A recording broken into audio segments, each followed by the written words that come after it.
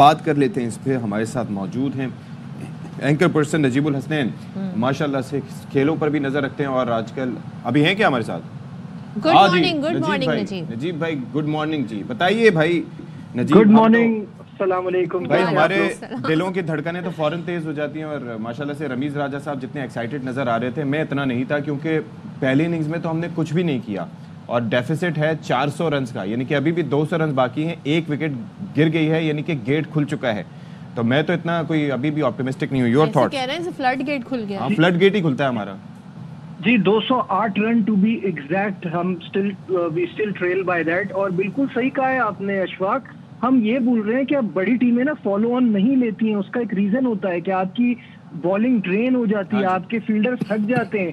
वो थकावट की वजह से पाकिस्तान को इतना अच्छा आगाज मिला है। जो हम बात करते हैं ना हमेशा से कि आप टोन सेट करते हैं फर्स्ट इनिंग में, पाकिस्तान उसमें बुरी तरह नाकाम हो गया। आपके बॉलर्स बेबस नजर आ रहे थे, आपकी बॉलिंग में डेप्थ नहीं है, आपके पास कोई स्पेशलिस्ट स्पिनर नहीं है, आपके बॉलर्स जो 135-40 वाले थे वो भी 122-25 पर आ गए।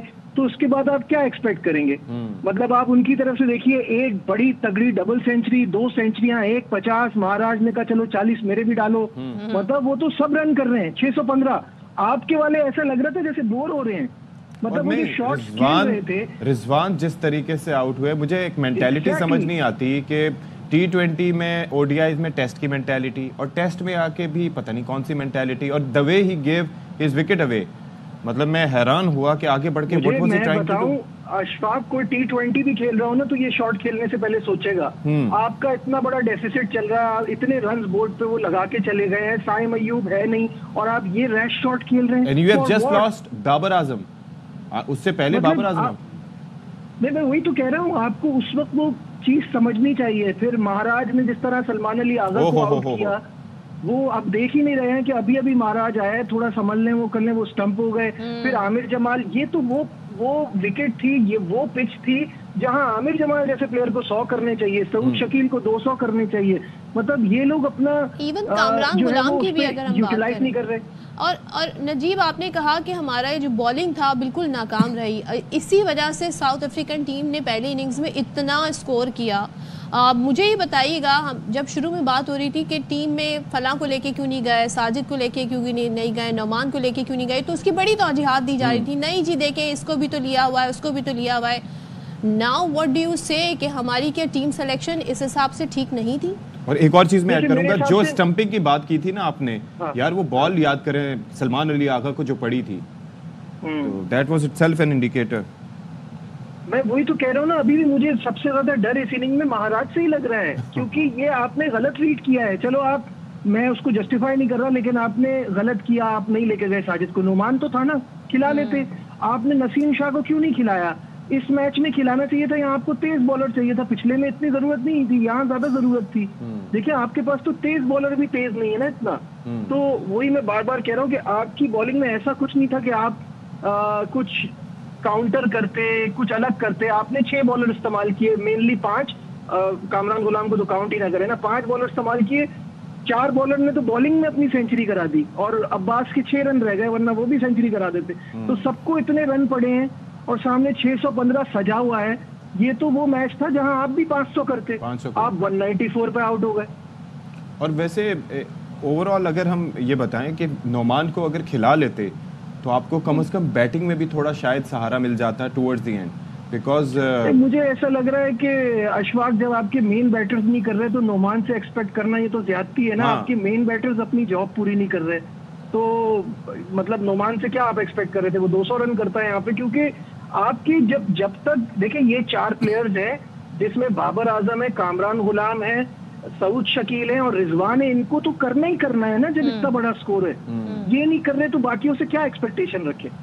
लेकिन ये जिस तरीके से बाबर ने देखे दोनों मैच में 50 किए, अब 50 से बात थोड़ी बनेगी इस तरह की पिच पे। आपको तो लंबा खड़ा होना है, लंबा स्कोर करना है। तो अब नजीब क्या सिचुएशन है, लाइक अब क्या स्ट्रेटेजी होनी चाहिए टू बी ऑनेस्ट मैच को देखते हुए? अब जो करना है वो साउथ अफ्रीका ने करना है, आपने तो बर्दाश्त करना है। अच्छा, मतलब आप जितनी देर तक खड़े रह सकते हैं खड़े रहना है। अब तो ये चैलेंज है। अच्छा, मैं तो यही कह रहा था कि अगर हम नजीब, मैं यही कह रहा था विशफुल थिंकिंग यही हो सकती है, क्योंकि मैं तो यही कह रहा हूँ कि अभी भी चांसेस आर कि हम अभी भी हो सकता है इनिंग से हार जाएं, लेकिन अगर हम खड़े रहते हैं तो हमें मैच जीतने का कोई चांस पैदा करना है और एंड में विकेट से फायदा उठाना है कि तो कम से कम 600 रन हमें बनाने होंगे इस टीम के साथ, माशाल्लाह, ताकि 200 का टारगेट है। आपकी तरफ से ना है अशफाक। यार आप मजाक उड़ा, मैं ऑनेस्टली कह रहा हूँ भाई, 600 बनाएंगे तो उनको 200 तक का टारगेट मिलेगा। मजरू हुए वे। नहीं, मैं सदफ आपको एक बात बताऊं, क्योंकि अशफाक भी खेलता है, मैं भी पहले खेलता था, अब हम मैचेस देखते बहुत ज्यादा है। जैसे जैसे टुवर्ड्स द एंड आता जाएगा ना, अगर ये सर्वाइवल हो भी रहा होगा, वो तो मुझे लगता नहीं है पहले तो, मुझे भी जैसे जैसे टुवर्ड्स द एंड आता जाएगा आप पैनिक करेंगे और आपकी विकेटें गिरेंगी। तो ये तो टेस्ट क्रिकेट में होता है ना, इस एक्स्ट्रा ऑर्डिनरी कुछ करना होगा यहाँ से मैच बचाने के लिए। At least they can put up a good fight, at least ये मेरी उम्मीद है। That should be the target. क्योंकि देखिए अब जनूबी अफ्रीका भी WTC के फाइनल में पहुंच चुका है, और ऑस्ट्रेलिया भी पहुंच चुका है। यहाँ सिर्फ हासिल हम क्या कर सकते हैं कि हम अपनी अच्छी क्रिकेट शो करें, एक we put on a good show, that's it, that's what we want. देखिए शान ने 100 किया, बड़ी खुशी हुई, क्योंकि कप्तान के ऊपर प्रेशर आता है जब वो परफॉर्म नहीं करता। बाबर की 50-50 हुए, लेकिन ठीक है, चलें, गुड, उन्होंने रन्स किए। इसी तरह सब अपने करें, एक अच्छा शो करें। अच्छा, मैं नजीब में ये कह रहा था कि वो कल जैसे खुर्रम को भेजा गया बाबर के आउट होने के बाद, तो मैंने आके यही कहा कि अब जैसे वो अब गेट खुल गए हैं, तो सदफ उस पे कह रही थी कौन सा ये फ्लड है जो आ जाएगा, लेकिन मैंने कहा फ्लड गेट खुल गया। फ्लड गेट, वाकई फ्लड गेट ही है ना, हमें तो एक वो they just need a chink in the armour. बिल्कुल ऐसा ही है। और आपने देखे वहां पे भी इंडिया वाला मैच भी देखा हो तो यही हुआ कि उनको पंत की विकेट ओवरनाइट मिल गई थी, तो बाकी विकेटें उन्होंने 16 रन पे ली हैं, 4 विकेटें, और वहां से वो इतने छोटे टोटल पे आउट किया कि ऑस्ट्रेलिया के लिए प्रॉब्लम नहीं हुई।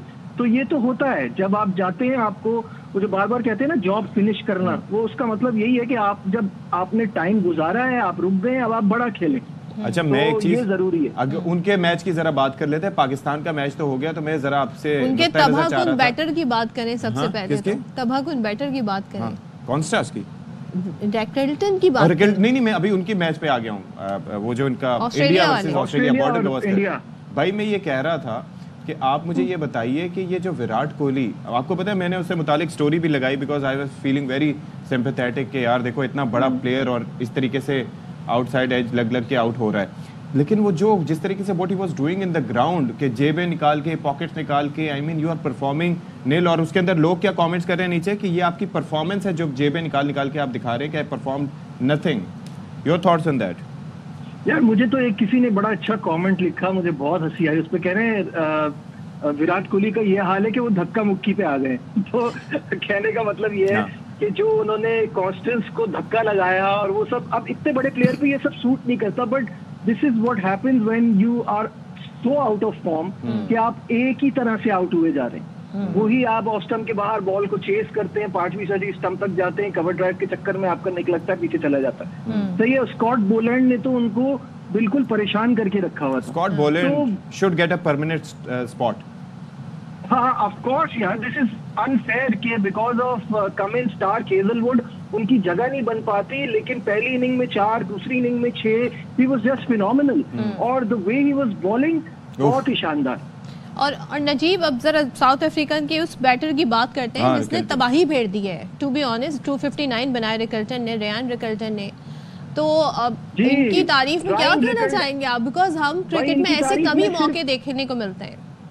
इनकी तारीफ में सिर्फ इतना कहना चाहूंगा कि इससे पहले इन्होंने 9 टेस्ट मैच खेले थे, 25 की एवरेज थी। तो स्टार बनने के लिए पाकिस्तानी बॉलिंग काफी होती है। और 10 साल बाद किसी साउथ अफ्रीकन ने डबल सेंचुरी की after Hashim Amla. You missed it. क्या कहा उन्होंने? स्टार बनने के लिए पाकिस्तान की बॉलिंग काफी होती है। मुझे लगता है कॉमेडी शो शुरू हो सकता है नजीब इस पे, जिसपे फैसलाबाजी झुकते होंगी। कितना हर्ट हुए हैं वो हमें अंदाजा हो गया इस कमेंट से। नहीं, जाहिर है ये यंगस्टर है, उससे हम उसकी अचीवमेंट नहीं ले सकते। बहुत अच्छी इनिंग खेली, टेम्परामेंट बड़ा रिक्वायर्ड होता है इतनी लंबी बैटिंग करने का, बट इससे पहले कभी नहीं किया था। आज उन्होंने ये कारनामा जो उन्होंने इस टेस्ट मैच में किया, क्रेडिट टू हिम। फिर उसके बाद टेम्बा बहुमा के ऊपर इतना मजाक बनता है, बहुमा की अकेडमी और टुक टुक और फलाना, उनको लोग लिमिटेड ओवर से जज करते हैं। टेस्ट क्रिकेट में ही इज फिनोमिनल, बहुत जबरदस्त। बट अभी मुझे लगता है एज कैप्टन उनको अफसोस होगा, फॉलो ऑन नहीं कराना चाहिए। लेकिन मैं एक चीज और ये कह रहा था कि भाई वो साइम अयूब, हाँ। The way he got injured, we are practically 2 down now. और दूसरा ये कि सदफ कह रही थी कि अल्लाह करे कि वो चैंपियंस ट्रॉफी से पहले फिट हो जाए, लेकिन मुझे नहीं लगता, मुझे नहीं लगता कि वो हो, और उसको खिलाना भी चाहिए क्योंकि 6 हफ्ते का लॉन्ग करियर कहा है उनको। 6 हफ्ते का आराम का मतलब है कि इट इज हाईली अनलाइकली कि वो चैंपियंस ट्रॉफी के लिए कंप्लीट फिट हो। मुझे लगता है नजर लग गई है। एक ऐसा प्लेयर आया था जो पाकिस्तान में ढूंढने को नहीं मिलता कहीं पे, वो हमें मिला, वो परफॉर्म कर रहा था, उसको नजर लग गई है। तो बस हम सब दुआ करते हैं कि वो जल्दी फिट हो जाएं, क्योंकि चैंपियंस ट्रॉफी में हमको उनकी शदीद जरूरत पड़ेगी। इम्पैक्ट प्लेयर की बहुत कमी है लेकिन पाकिस्तान नजीब, एक चीज ये है कि एक तो ये है कि it would be very risky for him even then to play because he has a long career. और फिर आपको पता है कि हमारे यहाँ बहुत जल्दी झोंक दिया जाता है, बट आई एम ग्लैड कि he is being sent to England. यहाँ पर किसी कहते नहीं चल रहे। इसी वजह से कहा ना कि वो लंदन जा रहे हैं, कोई हमारा वाला डॉक्टर थोड़ी है जो कहेगा हाँ खिला लो। वो तो आपको बता देंगे कि इट्स सेफ और it's not safe to play, तो वो आप उस हिसाब से अपना फैसला करेंगे।